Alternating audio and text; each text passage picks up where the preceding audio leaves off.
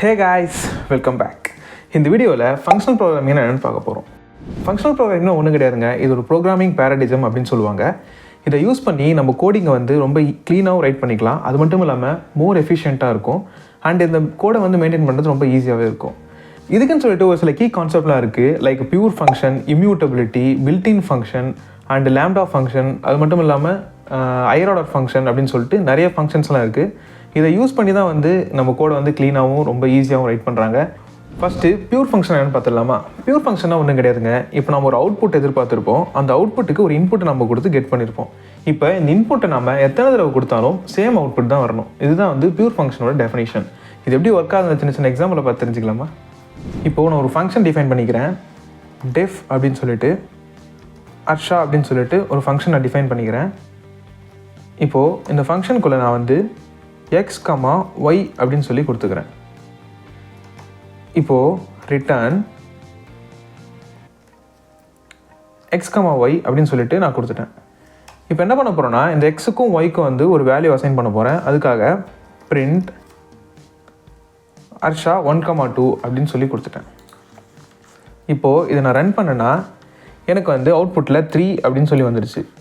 இப்போது இதுதான் என்னோட இன்புட் ஸ்டேட்மெண்ட். இதை நான் எத்தனை தடவை கொடுத்தாலும் திரும்ப திரும்ப கொடுத்தாலும், லைக் எப்படின்னா, இது காப்பி பண்ணிட்டேன். 1, 2, 3, 4 டைம்ஸ் கொடுத்துருக்கேன். அதாவது ஒரே ஸ்டேட்மெண்ட்டை 4 டைம்ஸ் கொடுத்துருக்கேன். எத்தனை தடவை கொடுத்தாலும் எனக்கு 3, 3, 3 அப்படின்னு சொல்லி வருது பார்த்தீங்களா? இதை தான் பியூர் ஃபங்க்ஷன் அப்படின்னு சொல்லுவாங்க. இப்போது இதை நாட் ஏ பியூர் ஃபங்க்ஷனாக சேஞ்ச் பண்ணலாமா? பிகாஸ் உங்களுக்கு டிஃப்ரெண்ட் தெரியறதுக்காக தான் நான் நாட் ஏ பியூர் ஃபங்க்ஷனாக பண்ணிகிட்ருக்கேன். குளோபல் வேரியபிள் ஒன்று அசைன் பண்ணிக்க போகிறேன். a = 10 அப்படின்னு சொல்லிட்டு ஒரு குளோபல் வேரியபிள் கொடுத்துட்டேன். இப்போது ஒரு ஃபங்க்ஷன் க்ரியேட் பண்ண போகிறேன். அந்த ஃபங்க்ஷனில் ஆட் அப்படின்னு சொல்லி கொடுத்துட்டு அதுக்குள்ளே x அப்படிங்கிற ஒரு வேரியபிளை கொடுத்துக்கிறேன். இப்போது அந்த குளோபல் வேரியபிள் ஆக்சஸ் பண்ணுறதுக்காக குளோபல் அப்படிங்கிற ஒரு கீவேர்டை யூஸ் பண்ணி அந்த ஏங்கிற வேரியபிள் நேமை கொடுத்துட்டேன். இப்போது இதுக்குள்ளே a = a + x அப்படின்னு சொல்லி கொடுத்துட்டேன். ஏங்கிறது என்னோடய குளோபல் வேல்யூ, வெளியே 10ன்னு கொடுத்துருக்கேன்னா, இப்போ எக்ஸுங்கிறது என்னோடய வேல்யூ, நான் கொடுக்க போகிற வேல்யூ. இப்போது ரிட்டன் அப்படின்னு சொல்லி கொடுத்துட்டு ஏ அப்படின்னு கொடுத்துட்டேன். இப்போது பிரிண்ட் ஆஃப் ஆட் 10 அப்படின்னு சொல்லி கொடுத்துட்டு நான் ரன் பண்ணேன்னா, என்ன மிஸ்டேக் பண்ணியிருக்கேன், இங்கே கேபிட்டல் எக்ஸ் கொடுத்துருக்கேன். ஓகே ஓகே ஓகே இப்போ 20 அப்படின்னு வந்துடுச்சு. இப்போது இதே ஸ்டேட்மெண்ட்டை நான் காப்பி பண்ணிக்கிறேன்.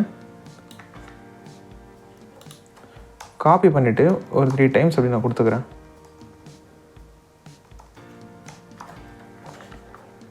இப்போ நான் ரன் பண்ணேன்னா 20, 30, 40, 15 வந்துடுச்சு. இப்போது பியூர் ஃபங்க்ஷனோட ரூல் என்னென்னு பார்த்தீங்கன்னா, same output for the same input அப்படின்னு சொல்லுவாங்க. இப்போ இங்கே எப்படின்னு பார்த்தீங்கன்னா, நம்ம கொடுக்குற இன்புட் எத்தனை தடவை நான் ஒரே இன்புட்டை நான் கொடுத்தாலும் அதுக்கு சேம் அவுட்புட் தான் வரணும். அதுதான் அதோட பிரின்சிபல். இப்போ இது பார்த்தீங்கன்னா, it's not a pure function. இது இது ரெண்டுத்துக்கும் டிஃப்ரென்ஸ் காமிக்கிறதுக்காக தான் நான் இந்த மாதிரி ஒரு ஃபங்க்ஷன் எடுத்து நான் ஒன்று காமிச்சேன். இப்போ பியூர் ஃபங்க்ஷன் என்னென்னு புரிஞ்சிருக்குன்னு நினைக்கிறேன். Next lambda functions, built-in function சொல்லிட்டு நிறைய ஃபங்க்ஷன்ஸ்லாம் இருக்குது. அதெல்லாம் என்னென்னங்கிறது அடுத்தடுத்த வீடியோவில் பார்க்கலாம். Stay tuned.